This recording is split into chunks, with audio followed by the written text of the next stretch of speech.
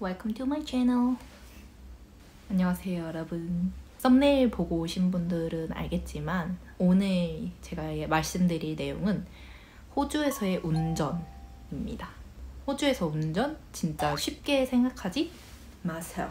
저는 호주 오기 전까지는 완전히 초보 운전이었어요. 그리고 면허도 딴 지 얼마 안 됐었어요. 저는 운전 적성에 맞지 않다고 그렇게 항상 생각하고 있었고, 왜냐면 겁이 진짜 많아요. 그리고 공간감 능력? 그런 것도 좀 떨어지고, 그리고 제가 한 번에 여러 가지를 못해요. 전방 주시도 해야 되고, 이 사이드미러 주시도 해야 되고, 그러면서 후방 주시도 해야 되고, 동승자가 만약에 있으면 동승자랑 대화도 해야 되고, 내비도 봐야 되고. 그러니까 이제 저는 그걸 도저히 할 자신이 없다. 그런 생각으로 운전면허 따는 거를 계속 미루고 있다가 제가 제주도에 한 달 살기를 하려고 마음을 먹은 거예요. 뚜벅이 생활을 청산하고자 그 한 달 살기 할 때는. 그래서 면허부터 일단 땄어요. 제주도 가서 이제 렌트를 하려고 했는데 이제 운전면허를 딴 지 1년은 돼야지 일반 가격의 렌트를 할 수 있더라고요. 저는 몰랐어요. 그래서 결국은 못하고 호주 와서는 그래도 한번 운전을 해봐야겠다. 약간 이런 생각으로 이제 국제 운전면허증을 발급을 받아서 호주에 왔어요. 호주에 딱 처음 왔을 때도 제가 일단 차를 사려고 하면은 그래도 아무리 중고차를 사더라도 돈이 어쨌든 300~400은 나가니까 만약에 샀다가 사고가 갑자기 또 나면은 안 되잖아요. 그래서 저는 그게 제가 원래 겁이 너무 많다 보니까 그런 게 진짜 다 걱정이 되는 거예요. 호주도 제주도랑 거의 비슷하게 운전을 하는 것과 걸어다니고 대중교통을 이용하는 거의 차이가 진짜 엄청 나거든요. 그래서 이제 대중교통만 계속 이용하다가 운전을 하게 되면 정말 삶의 질이 달라져요. 그리고 뭐 예를 들어서 세컨을 따려고 이제 농장이나 공장 같은 데를 간다고 하면은 거의 자차는 약간 무조건 필수고, 아니면 이제 다른 사람의 차를 얻어 타야 되는 건데 제 맘대로 이제 탈 수가 없는 뭔가 제한이 있으니까 호주에서 차를 운전한다는 거는 정말 좋은 옵션이거든요. 그래서 한국 분들이 이제 호주에 오면은 진짜 이런 유혹에 엄청나게 시달려요. 차를 한번 사서 운전을 해볼까? 호주가 이제 일단은 한국보다는 운전하기 쉽다 이런 말이 되게 많이 알려져 있어서 운전을 시도를 하려고 하시는 분들이 되게 많더라고요. 근데 저는 일단 어떻게 운전을 시작하게 됐냐면, 처음으로 제가 호주 회사에 합격을 했었는데 그 호주 회사가 거의 기차로 2시간 거리 되는 회사였어요. 근데 이제 차로 가면 40분. 그러니까 이런 데가 되게 많아요. 기차로 거의 막 2시간 막 이런데, 차로는 막 30~40분. 기차도 한 번 놓치면 막 한 30분 기다려야 되고, 약간 이런 게 많아서 진짜 호주가 대중교통을 타고 다니기 정말 헬이라고 하는 거거든요. 아무튼 그런 회사였어요. 그래서 제가 갈까 말까 이제 망설였는데, 이제 그 회사에서 안 쓰는 회사차가 있다. 그래서 이거를 너한테 이제 대여를 해주겠다. 이렇게 해서 무료로 대여해주고 그 주유비도 다 내주고. 근데 운전을 제가 못했다 그랬잖아요. 그러니까 그냥 기차 타고 다닌다고 할까? 막 이렇게 하다가 남자친구가 내가 한 일주일 만에 가르쳐줄게. 걱정하지 마. 약간 이래가지고 거의 일주일 내내 그냥 그 회사와 집을 왔다 갔다 했어요. 계속 왔다 갔다 하면서 그 길만 어쨌든 익숙해지도록 외운 거죠. 그래도 이제 무섭긴 했는데 그래도 어떻게 저 혼자 집을 올 수 있는 수준은 됐더라고요. 운전은 아무래도 시간이 답인 것 같아요. 제 생각에는. 그래서 제가 말씀드리고 싶었던 부분은, 여러분이 아까 한국에서 호주 오시는 분들이 아까도 말씀드렸다시피 너무 호주에서 운전을 쉽게 생각하시는 것 같아요. 물론 쉬워요. 2주 전에 한국 지금 들어갔다 왔거든요. 한 달 동안. 제주도 여행을 갔어가지고 그때도 제가 렌터카 운전해서 다녔고, 제가 서울 쪽 살아가지고 그 서울 쪽도 운전을 해봤어요. 아빠 차 타고. 그러면서 이제 느낀 건데, 와, 한국은 진짜 헬이다. 운전하기. 정말 다시는 운전하고 싶지 않은 곳이다. 약간 이런 생각이 들더라고요. 일단 차이점을 먼저 말씀드리면은, 일단 참고하실 부분은 저는 일단 브리즈번에서만 운전을 해봤기 때문에 브리즈번의 운전 환경과 한국에서는 또 서울에서만 운전을 해봤기 때문에 서울의 운전 환경을 비교해서 말씀드리는 점 참고 부탁드릴게요. 도로의 환경이 정말 넓은 차선들은 정말 넓고 정말 넓어서 무섭고, 정말 좁은 차선은 정말 좁아서 무서운? 브리즈번은 가장 넓은 차선이라고 해봤자 한 6차선까지는 본 것 같아요. 근데 거의 없고 거의 3차선, 4차선 이 정도가 대부분이고 서울은 그냥 가다 보면은 바로 4차선 나오고 그 다음에는 이제 8차선 나오고 막 이러니까 완전 멘붕이 오는 거예요. 계속 직진해서 가야 되는데도 차선을 계속 바꿔야 돼.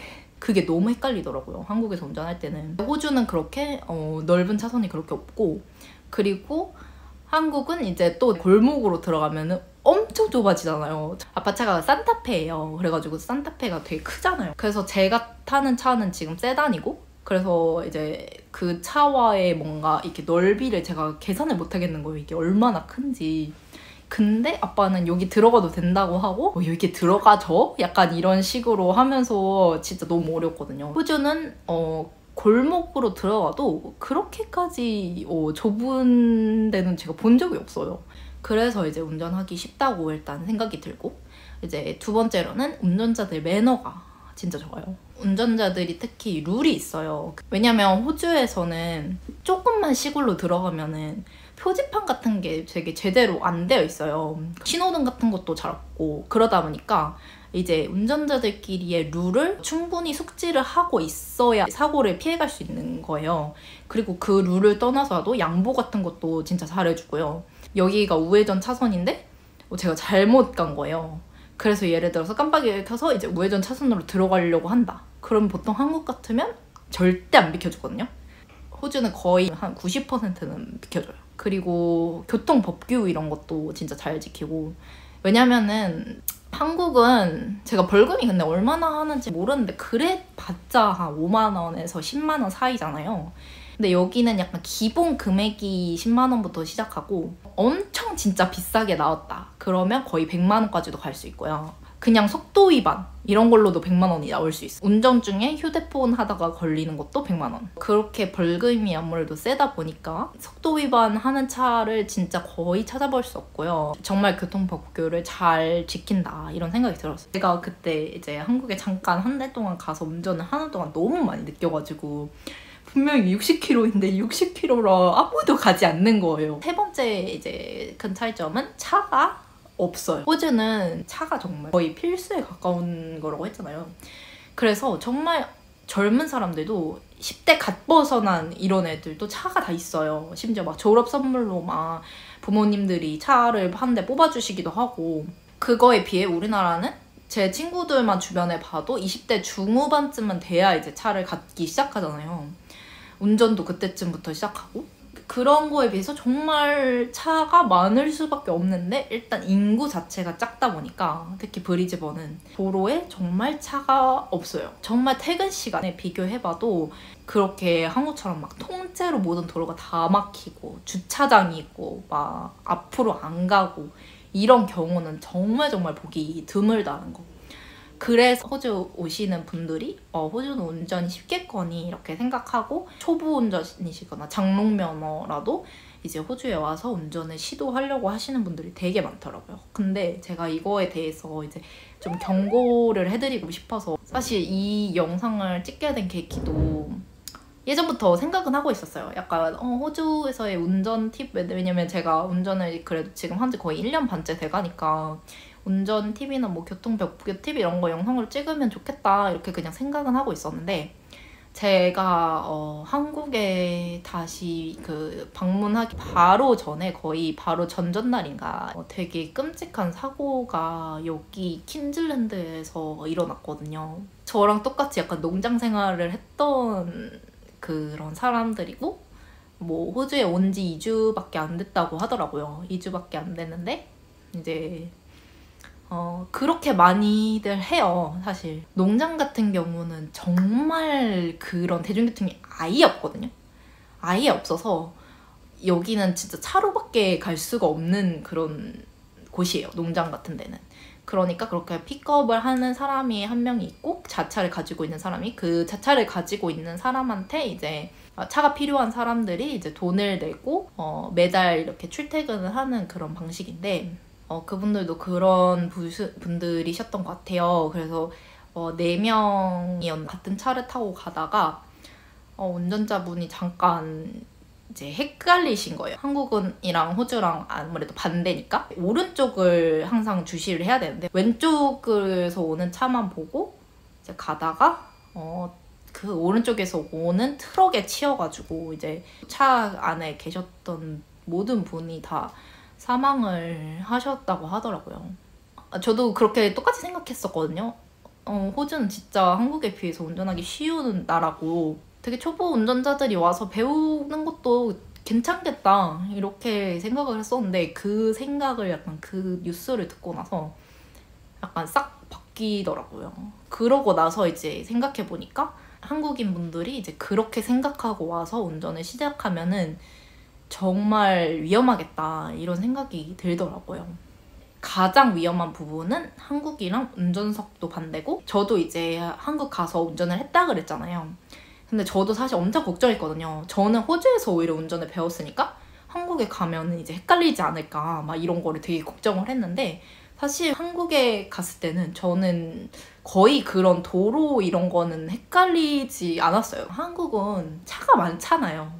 그래서 차가 많아서 어떻게 보면 위험 요소가 될 수도 있는데 어떻게 보면은 이 차 앞에 차들만 따라가면 되는 거예요. 따라가면 역주행 할 일이 거의 없고 진짜 한적한 곳을 제외하고는 그리고 되게 차선이나 이런 것도 방향 이런 표시 막 이런 것도 되게 잘 되어 있잖아요. 그래서 오히려 호주에서 운전하다가 한국에 갔을 때 이제 헷갈릴 일이 없었는데 호주는 이제 그 땅덩어리가 워낙 넓다 보니까 조금만 외곽 지역으로 벗어나도 농장 지역이나 이런 데는 그런 표지판 같은 것도 잘 안 되어 있고 차선의 표시 이런 것도 잘 안 되어 있는 데다가 이제 차도 없으니까 잠깐 헷갈리면은 역주행을 하기 너무 쉬운 환경이고 저도 이제 그 농장에 갔을 때 픽업차를 하나 구해가지고 이제 그 픽업차를 타고 다녔는데 근데 그 친구도 이제 운전을 시작한 지 얼마 안 됐었던 거예요. 그래서 그 친구랑 다닐 때도 사실 사고가 날 뻔한 적이 한 두세 번 정도 있었거든요. 그때는 저도 모르고 그냥 타고 다니고 왜냐면 어떻게 일을 그러면 할 수가 없으니까 편하게 타고 다녔다고 생각했는데 지금 와서 생각해보면 정말 위험했구나 약간 그런 생각이 드는 거예요. 그리고 또 위험한 게 뭐냐면 제가 아까 말씀드렸다시피 여기는 이제 운전자들이 자기들만의 이제 룰이 있다고 했잖아요.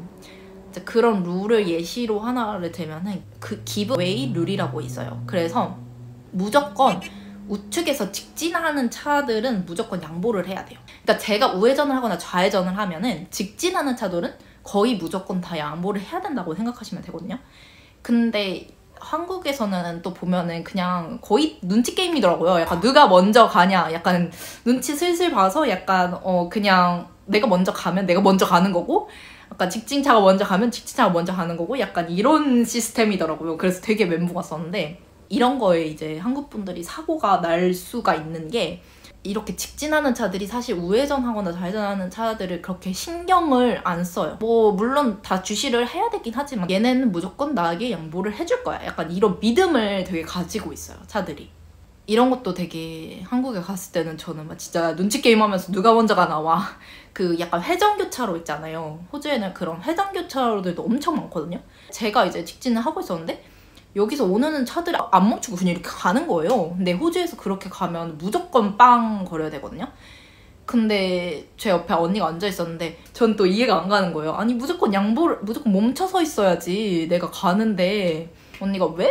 너보다 빨리 왔으니까 빨리 가는 거지. 약간 이렇게 얘기하는 게 회전교차로에서도 우측에서 오는 차가 있으면 무조건 멈춰야 되고 그런 룰도 있어요. 트럭이나 버스나 되게 큰 차들은 일단 되게 낮은 차들이 잘 안 보이잖아요. 그러니까 그냥 무조건 그런 낮은 차들이 무조건 양보를 해야 돼요. 특히 버스는 그 차선 변경을 했을 때 만약에 거리가 얼마 되게 안 남아있더라도 그냥 멈춰서서 무조건 멈춰야 돼요.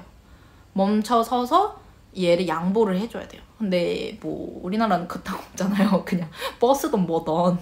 저도 호주에서 사고 날 뻔한 적이 한 3번 정도 있었는데 그 3번 다 그런 경우였어요. 제가 트럭이랑 되게 나란히 달리고 있다가 트럭이 절 못 보고 차선 변경을 하려고 한 거죠.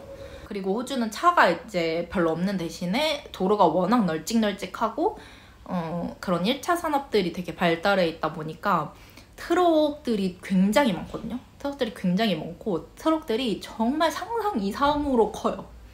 진짜 저는 운전하면서 정말 이분 트럭이 아니라 그냥 기차 같은데? 정말 이런 트럭도 본 적 있고 이제 그런 트럭이랑 사고가 난다고 이제 생각해보세요. 그래서 제가 정말 말씀드리고 싶었던 점은 호주는 운전이 쉽대. 네, 우리 그냥 초보지만 그냥 가서 하자. 이런 마음을 갖고 계시다면 지금이라도 좀 다시 한번 생각해 보셨으면 좋겠고 호주에서도 운전 연수를 할 수 있거든요. 아무래도 조금 경력이 있으신 분들은 사실 제가 그렇게 막 만류까지는 안 해요. 왜냐면은 이제 경력이 있으신 분들은 아무래도 대응 능력이나 아무리 이게 도로가 반대여서 헷갈릴 수 있다고 해도 이렇게 전방 같은 거 주시하고 그런 센스가 있잖아요. 그런 게 있으신 분들은 사실 처음에 초반만 이렇게 룰만 어느 정도 익히고 초반만 조금 운전하다 보면은 금방 이제 하실 수 있는데 초보자 분들이 호주에서는 운전이 쉽대라고 해서 와서 바로 운전을 이렇게 시작하시는 거는